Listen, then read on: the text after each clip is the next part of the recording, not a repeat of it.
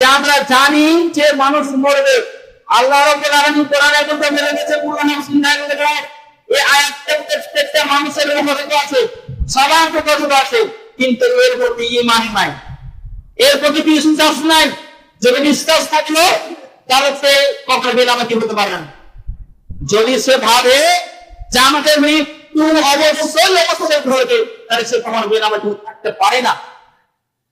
তার কারণ সে যতগুলো নামাজ ছাড়বে তাহলে তাকে সেই নামাজের হিসাব রাখবে। আল্লাহ রাব্বুল আলামিন তাকে যে আইন দিয়েছে সে আইন হিসাব রাখবে। যে পৃথিবীতে থানে গানিম চলবে খরচ করেছে প্রত্যেকটা আইন পায় হবে হিসাব রাখবে। আল্লাহ রাব্বুল আলামিন তার নামাজের সরবে নামাজের হিসাব করবে, তাহলে সে কখনো বেনামাজি থাকতে পারেন।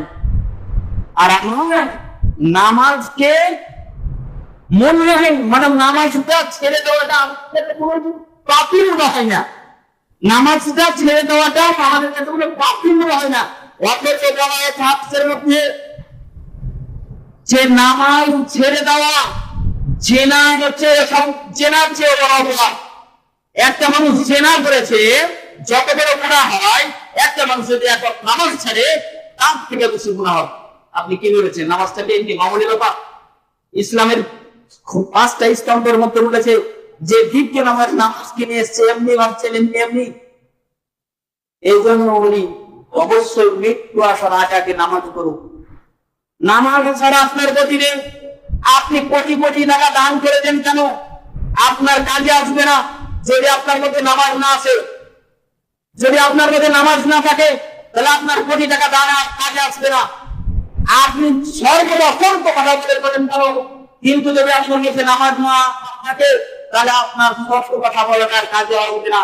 আর যদি আপনি সর্বদা সত্য কথা বলেন, আপনার টাকা পয়সা পেয়েছেন, ধন সম্পদ পেয়েছেন, আপনি দান করছেন, সাথে নামাজ করছেন, তাহলে আপনার বোনাস পয়েন্ট, তাহলে আপনার বোনাস পয়েন্ট যেটা নিতে পারছিলেন তার ডবল নিতে পাবেন।